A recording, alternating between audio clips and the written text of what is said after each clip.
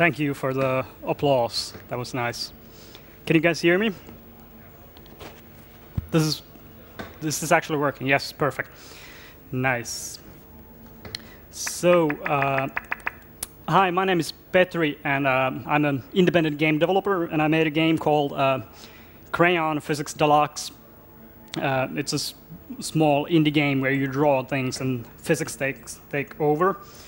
And I thought, because you guys are so nice that you've come to my seminar, I thought that I'd give you guys a small present, and I give my game for everyone here for free.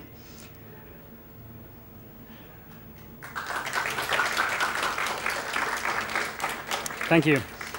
In order to get your game, you have to go to this special website that I have here, the Pirate Bay, and then let's type Crayon Physics Deluxe, and I think you'll get the link. Yes. Perfect. So the title of my talk, I don't actually remember the title because I submitted something. I think it had something to do with why making games is awesome. Like why, if you don't have money or budget, it might be beneficial for your indie games. And this is actually kind of mostly an excuse to show bunch of indie games that I think are kind of awesome. So there are two parts. In the first part, I give you this vague idea of why I think limitations are good. And in the second part, I'll show you a bunch of games where I think limitations have made those games way better, or they have taken advantage of their limitations. So limitations, why are they awesome? I'm going to go through this kind of a small creative process, which will hopefully explain why I think limitations are actually good. So this is how I think creative processes happen. Something awesome appears out of nowhere, and everyone just goes bananas. It's something totally new, and nobody's ever seen anything like that before. It's something innovative and new. It could be a game, it could be a film, it could be a piece of music, it could be a demo, whatever. Everyone's just freaking out how awesome it is. And then we have people who are creative, like a professional creative person. What they actually want to do is they see this awesome thing and they want to do basically that awesome thing, but with this small, slight variation. Like, for example, replacing space marines with knights and space monsters with orcs. And then they're thinking that they're making this totally awesome and new game because they're inspired by this something totally awesome and new. And in their mind, they're making this totally new thing that's completely different from the original one that they got the inspiration from. But what actually happens is that they end up making this kind of a lame copy of the awesome original one. And everyone who's outside of the creative process can kind of point out that you guys just took Dune 2 and replaced the troops with orcs and knights, and you're calling it something new, but it's actually just Dune 2. But for the people involved in that process, they're thinking like, this game is totally different because, for example, we have two different resource types. We have gold and wood, and that makes it a completely different new game. And when you have enough of these things where people have copied enough of something awesome and totally cool, you end up with a genre. And this is how genres are born. And this is the moment when we stop talking about Dune 2 clones and we start calling them real-time strategy games. Or this is the point when Doom clones started to be called first-person shooters. That's the start of a genre. And I actually kind of want to show an example of this that happened in the current assembly game development competition. How many here know this game called Robot Unicorn Attack? Okay, pretty much everyone here knows this game, right? So I don't have to demo this, even though it has an awesome music, and I'll just show it because of the music. Okay.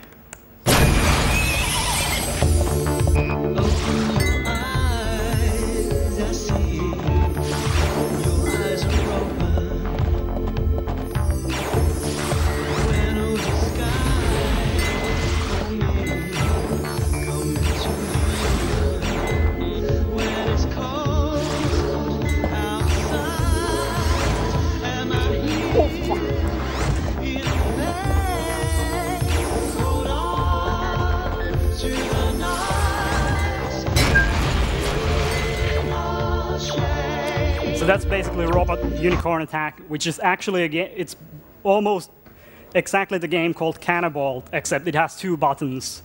But it's the basic same idea of Cannibal. But I'll talk about Cannibal later on. The game I want to show you is in the current game development combo called Evilent. I don't know how to pronounce this thing. Are the creators of this game here? Because I'm actually kind of interested in knowing who made this game, because I think it's a bunch of kids in there that are like in their teens, so I don't want to be harsh about this, but I think this is a good example. I think for these guys, for these guys who made Evilent, I think they felt that they were doing something unique and totally new, but for us, we can kind of see that this is a total ripoff of Robot Unicorn Attack. It even uses the same buttons to play this game.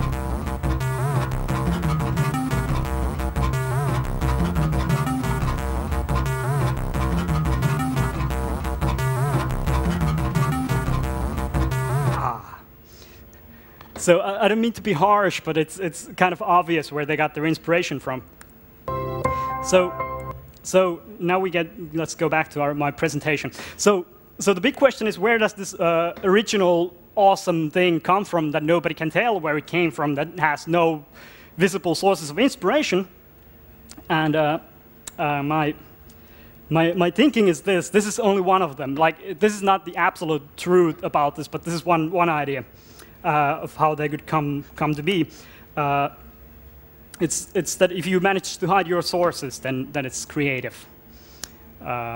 So basically, you have something awesome, and somebody wants to make a copy of that. That guy over there in the corner is an indie game developer, for example, and he wants to make a copy of something awesome that's inspired him. But there are limitations. He doesn't have enough time or money or tools or skills or knowledge to kind of make a perfect copy of what he's wanting to do, because his vision is kind of like the original thing, but a little bit different. But he can't quite reach that because of these problems. And he's banging his head against the wall. It's like, fuck!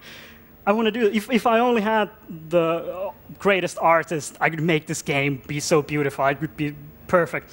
But on the other hand, he's not stupid. So he's good at problem solving, and he looks at the problems, and he uses the tools that he has in a kind of different way, and takes advantages of the things that are his strengths.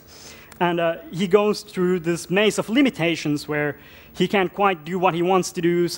But he ends up making something that's kind of better and kind of unique and kind of different. And the end result of that is something new and awesome. And because there's this maze of limitations, you can't quite directly see where he took his ideas from. So that's one of my thinkings where these things could come out of.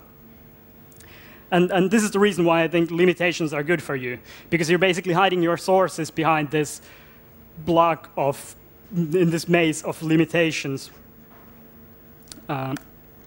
Because let's face it, none of us are really very creative. We basically are inspired by other things, and we want to do something similar, but with a slight twist. So some examples from film.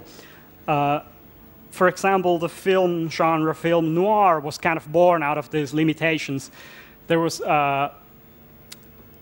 they didn't quite have enough money to make elaborate sets and shit like that, so they decided to do things kind of cheaply and just put up some lights, and not even that many lights, and use the shadows to make these very contrasting and stark things. And once enough of those types of movies started coming out, it became a style that's emulated. Another example is the French New Wave of cinema, which basically started out by some French movie makers who loved cinema, who tried to make movies, or wanted to make movies, but they didn't have the budgets of Hollywood movies, so they ended up deciding to just film shit in their own apartments and using their friends and stuff like that, and that ended up becoming a new kind of like a genre, a new kind of a way of making films. Other examples would be like Lars von Trier's Dogma stuff is basically him trying to limit him artificially himself in order to come up with better movies, or at least different movies from stuff that's out there. So the other way you can kind of use this in order to make games is to take your inspiration from something other than your own field. So let's say you see an awesome movie and you get inspired by that and you want to make a game out of that. That's one way of like transmitting something from somewhere else into games and making them look new and fresh. But there's a catch. If you end up getting inspired by movies like Aliens or Saving Private Ryan, you're basically making games that other people have been inspired by as well. So in order to, if you want to make get inspired by movies, please get inspired by movies that aren't used already, because the link between movies and games is pretty strong. But the idea is valid, so you could get inspired by operas or books or theater or paintings or whatever. So if you look at the history of computer games, they've had a lot of limitations up to this point. Like graphics power has always been kind of a limiting factor, or CPU memory, interface controllers, and even single player has kind of been like limitations. And that has kind of boosted up, in my opinion, a lot of the things. I don't think we would have the games that we have today if the hardware would have existed from the zero, like the beginning of when we started making games. So that was basically my part about this bullshit about why limitations are good. And now I want to kind of show you a couple of games that are inspired by, or maybe use this.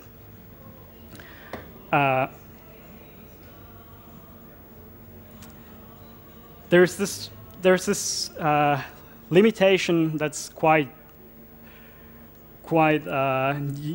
used a lot in indie games, which is to make your games really use a really small resolution and make your games very pixelated and two-dimensional. And it's a really good limitation because it forces you to do kind of different things. And here's a game that, in my opinion, uses limitations quite cleverly. This is called Starguard, and this is by Lauren Smith. And it's a game that's not very different. It's a platformer game where you can shoot. But what I like about this game, it actually uses only 4 colors as well as an artist, like a limitation on the art style. So I don't think there's anything in this game that could have not been done in like 20 years ago. But still, this is very, very, very well-made game. And one of the things that he uses very cleverly that's not obvious if you're not playing this is that this game has super good platforming controls. The feeling of controlling this guy is really good, and it's really precise. You can compare this to the modern trend of making platformer games with 3D characters and 3D environments. In this game, you can kind of tell by the pixel how far along the platform you can walk before you fall down. And it feels really solid, and there's all the effects also bounce from the platforms, and it feels really good and really nice to be playing a simple tight control game. And there's an amazing amount of animation in the main character. It's hard to tell from looking this, but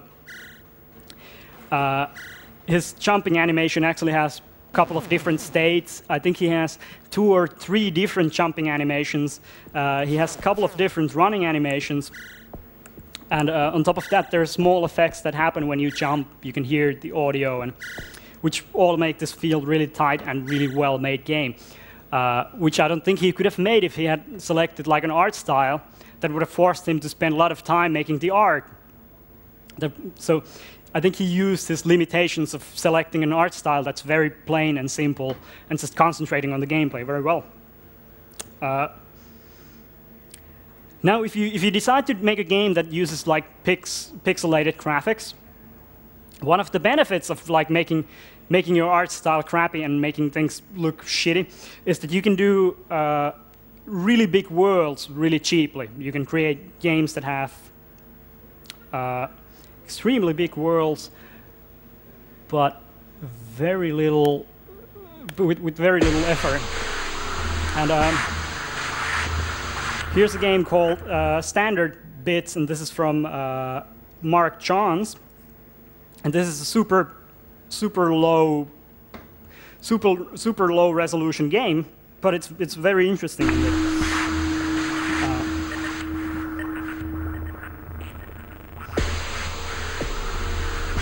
So basically, almost every screen in this game has like a unique art style or something very unique about it.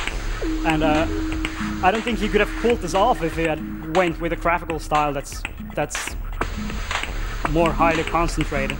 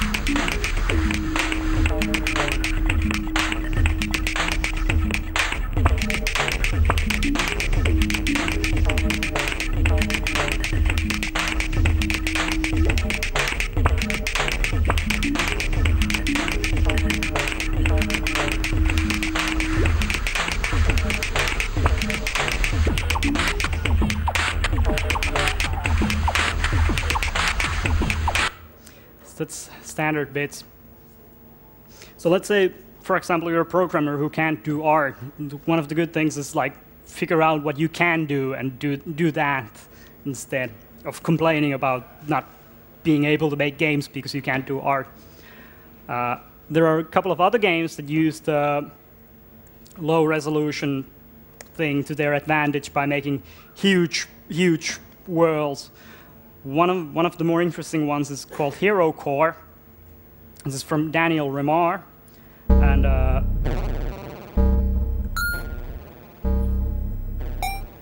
sorry. So this is basically a 2-bit game. He's only using black and white and very low resolution in this game.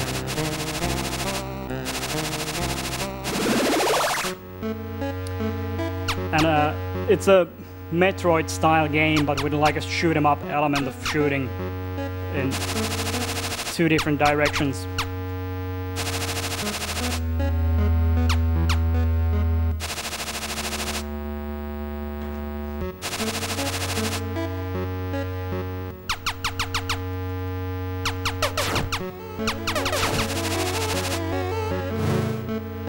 Oh, fuck.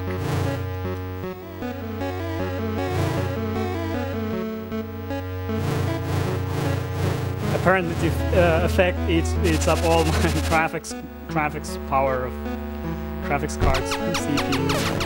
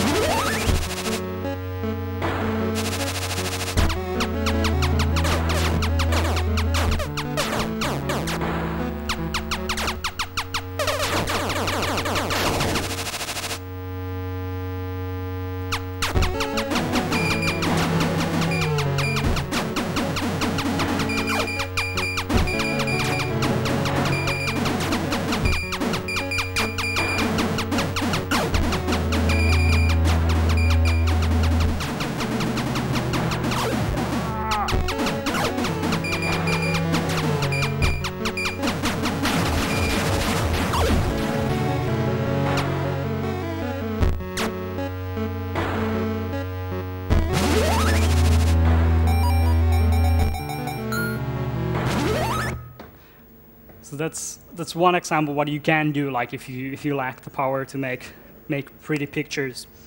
Another game that uses this is probably everyone here already knows is VVVVVV. Or is here someone who hasn't played this game?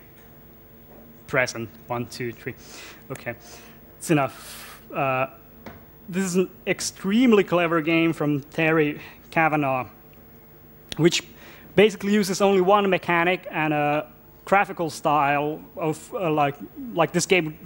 This game basically looks like this was made for Commodore 64. Yeah, that's what I've heard. Like someone's actually ported this to Commodore 64, which is pretty awesome. This game also has like the best music ever of any game.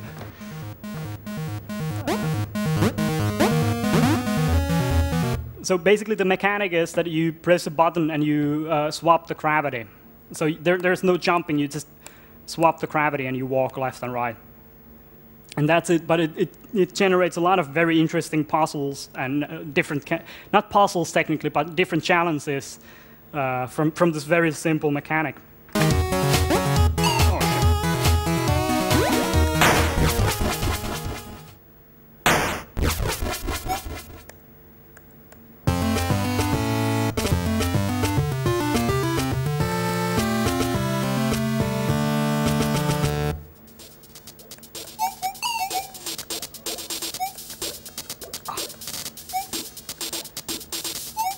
Goddamn cutscenes.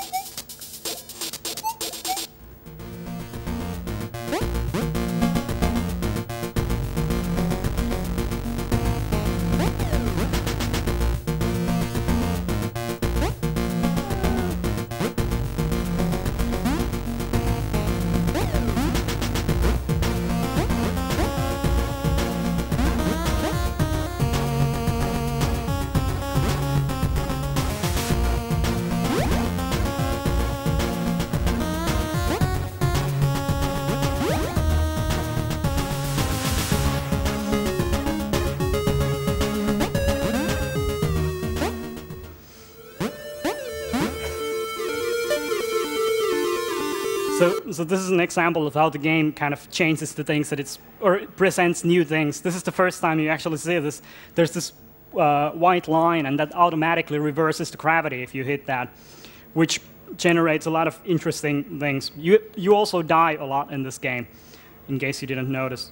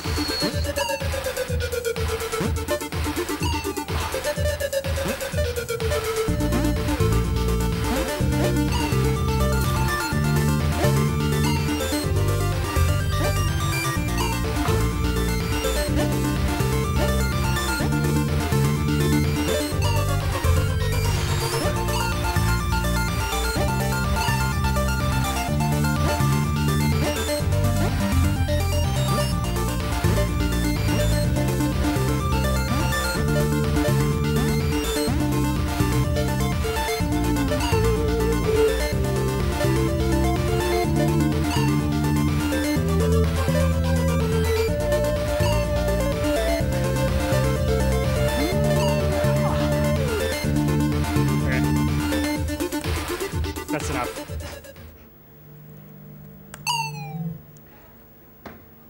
enough. That's a very clever game.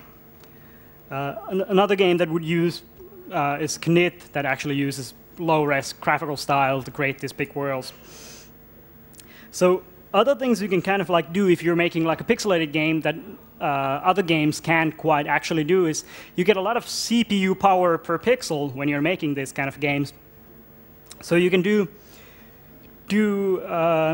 interesting games like Fez here, which I'm just going to show a trailer of because this game unfortunately is not out yet.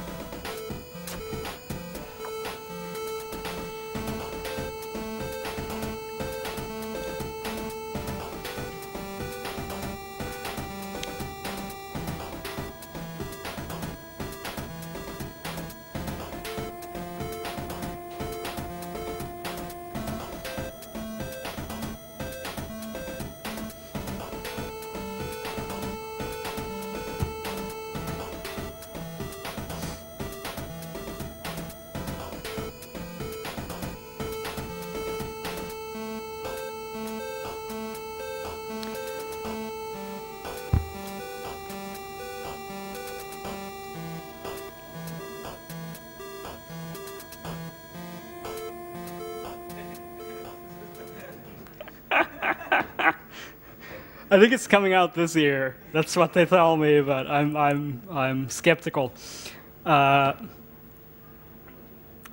So the idea in Fez is that they actually took and made each pixel a 3D cube, and they used that to make a game that's a bit like Paper Mario, but not really. Like it's about figuring out your way in this two-dimensional cut from a three-dimensional world. There's actually another interesting game that's coming out that's going one dimension more, called Miyakura, which is Miyakakura, I think is the name, it's actually showing you a 3D world, like a 3D cut of a four-dimensional world, and you're supposed to navigate the four-dimensional world from this 3D cut, which is very interesting game. So another thing you can kind of do if you have like a lot of CPU power per pixel that other games can't quite do. I'm actually going to show my own game because I think this is the best example of this. It's called Bloody Zombies. And what I did in this game is I made this a while back. This is a small prototype. Here's a guy, and he has a lawnmower, and there are zombies here. And you can kill the zombies with the lawnmower. And a lot of blood appears. And the reason I made this game was because I had to make this was for a competition where you had to make a very low resolution game. And one of the things I figured out that because if I'm making a low resolution game, it allows me to calculate liquids pretty easily because I can do per pixel liquid very cheaply because I have a lot of CPU power. It's kind of a thing that you can't actually do if this would be a higher resolution game, then I would have to use different rendering techniques in order to make that happen.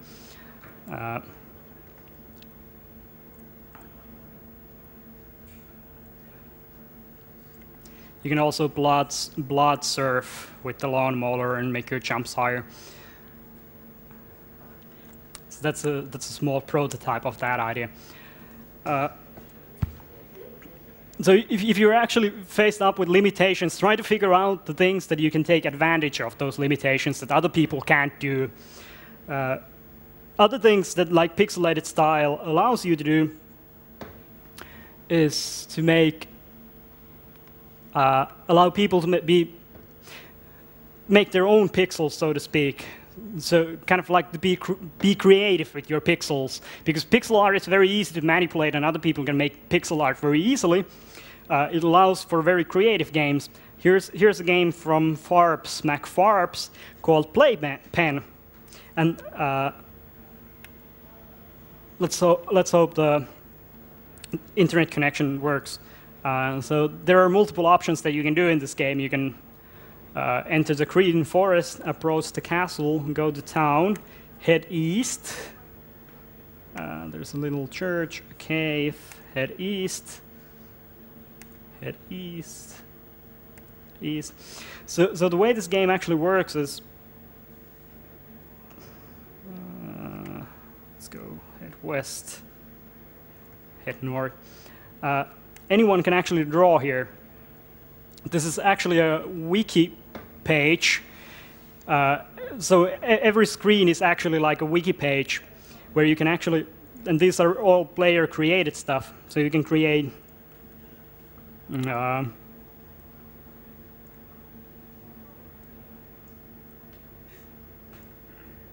crudely drawn penises, for example. Or other things that are inappropriate. And then you can create links to other places. So I don't know if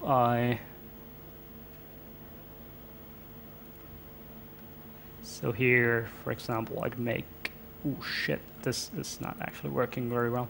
Oh yeah, I have to paint.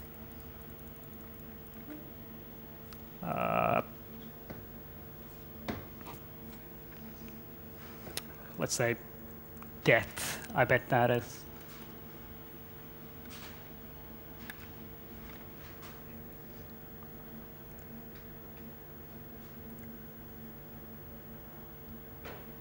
Sweet.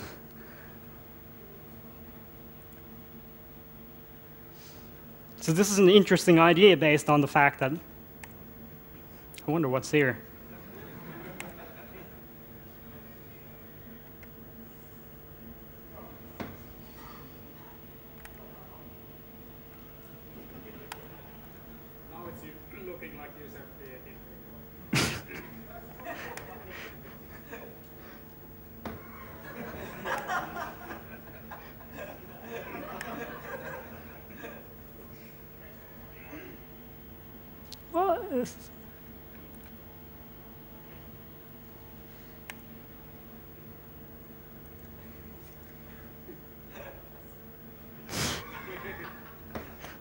So it's an interesting experiment, not necessarily the best game out there, but it's a very interesting experiment. Can I click on anything? No. But there's another game that used this basic idea, which is called Sleep is Dead, which is maybe best described as a kind of like an RPG game where the other player is a storyteller and the other player is the player, and the storyteller can kind of has this tool to create the adventure for the player. So I'm just going to show you a video because playing this is kind of hard.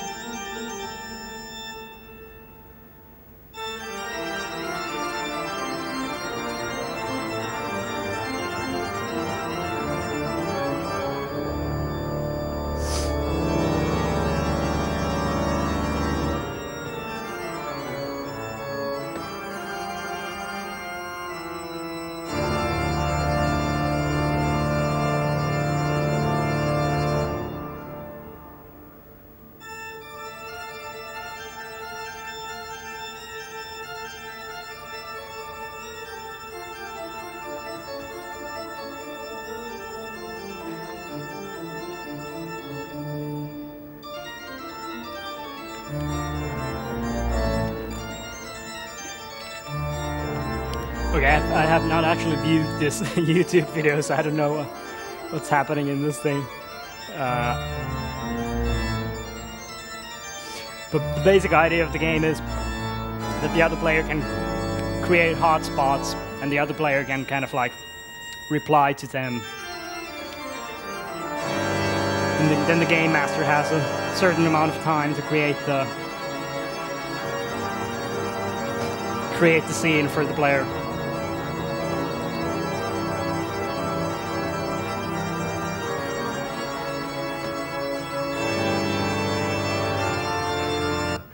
So it's a very interesting idea as well. So other games that kind of like take advantage of this fact that you can be very creative if your art style is very low is of course Minecraft, which I think everyone's already seen and basically knows about. Old, huh? Nope. But I like this video, so I'm going to show it anyway. You wanna break into song? Yep. I love the mountain. Oh, YouTube is buffering.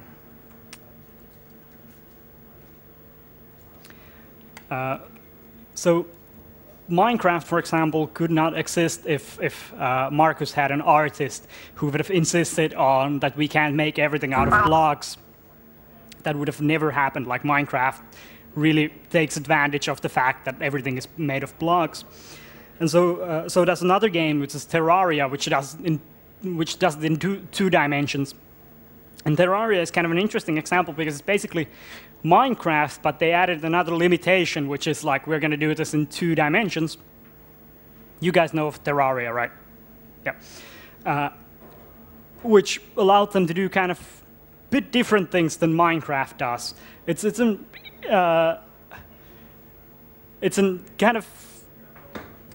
it feels like a completely different game in a way because they can't do that much building in it, and they have to put more like combat and RPG kind of elements into it, which makes it a very interestingly different game. So let's see how we're doing on time. So there are other ways you can kind of limit yourself. Let's say, for example, you're making a game and you decide that you're not going to use any graphics at all. That would create few very interesting games. Shit, I don't actually have them open, but let's Google for them.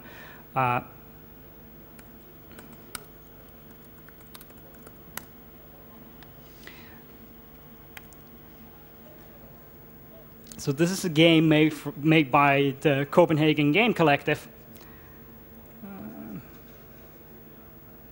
Just gonna let this buffer in the background for a while. Copenhagen Game Collective has actually made a bunch of games that don't actually use graphics at all. They started out, I think, with the Dark Room Sex game, which was a two-player game where the idea was to reach climax with your partner, and you would wave Wii sticks together, and it would have like a sound indicator which would tell you the rhythm that you had to wave your sticks at. And it was an interesting party game. And then they made another game in the same kind of a vein called Button. And in Button, the basic idea is that they have 4 controllers, or it can be played by 2 players, but 4 controllers is the most fun. And they have the controllers somewhere.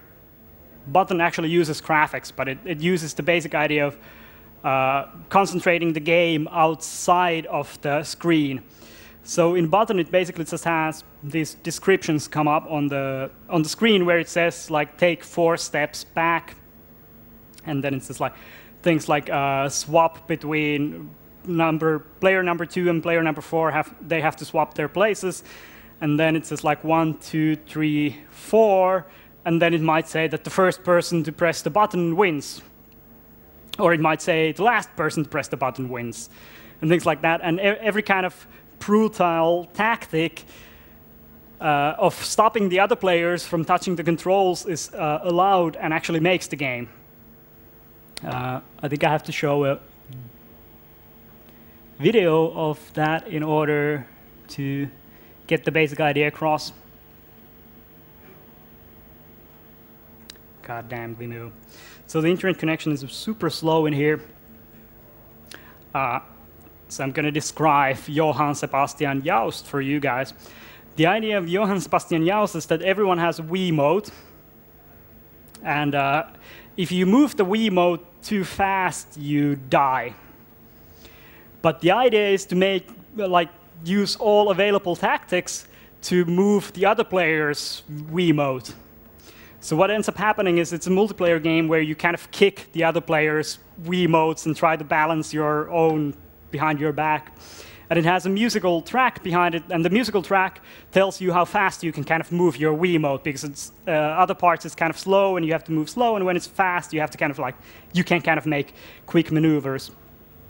I'm just going to show a quick demo which I hope shows at least something of it.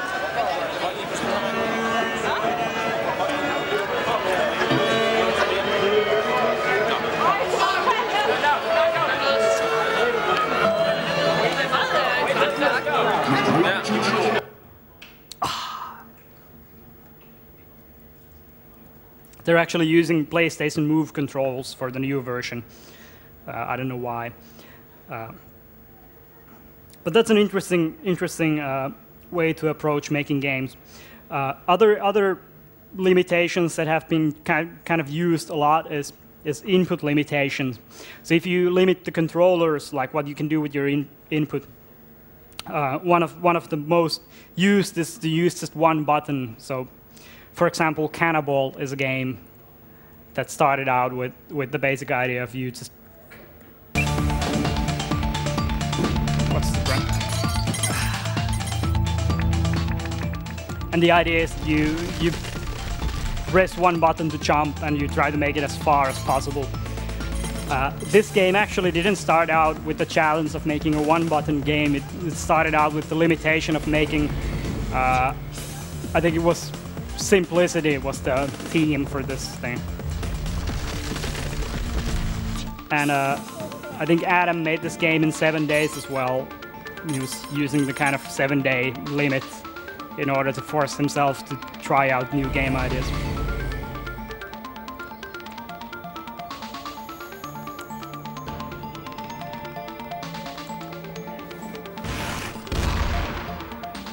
I suck at this game. So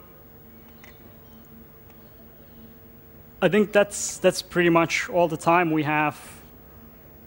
I think we could take a question or two if anyone actually has one, but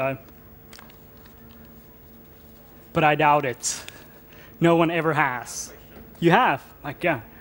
Don't you Yes. think that like you showed a lot of pixel art games, Yeah, I did. low resolution?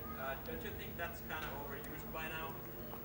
So the question was that I showed a lot of pixel art games, like low resolution games, and do I think that that's overused? And I actually don't know. I think it is. In my opinion, like making a pixelated platform game is an indie cliché by now. Like there are so many low pixelated like platformer games that it's I think it's in a way overused. But on the other hand, it's already so much used that it's kind of become a style of its own, with its own kind of genre rules of what's okay to do in pixelated games. I don't know. I'm not bored of like pixelated games. Is kind of an art style. It's not necessarily the means or the end. But I highly recommend venturing outside of that. Anyone else? Yeah. You mentioned some of the different kinds of games that, and you kind of said that all games are, in a way, they are remixes of previous games or previous media. Yeah. So, do you think there's any kind of ways to emerge new games without kind of having this influence from other media? So the question is do I think is there a way to create new games without being influenced by other media or other games, or like create a game that doesn't have its inspiration in other media? I think it's kind of possible. I think, but it's really hard. Rod Humble made a game called The Marriage, which was inspired by his own marriage. So I think it's possible. He purposefully tried to avoid all the game cliches, and in that kind of way, he kind of maneuvered in this kind of weird way. But he ended up creating something pretty interesting. So I think it's possible. But on the other hand, you're kind of when you're trying to avoid game cliches or game mechanics, you're already being influenced by games in a way when you're purposefully trying to be. So I think the only way to do this is to get someone who's never been exposed to any games and put them somewhere and make them make a game. And it would be interesting to see what they would come up with, but I bet it would be influenced by other media. I'm pretty sure. I'm guessing it would be a game based on Salatut Elämät or something. So that, yeah, of course there is. Does anyone else have anything, or should we quit it now? Okay, I thank you for your patience and wish you the best of assembly.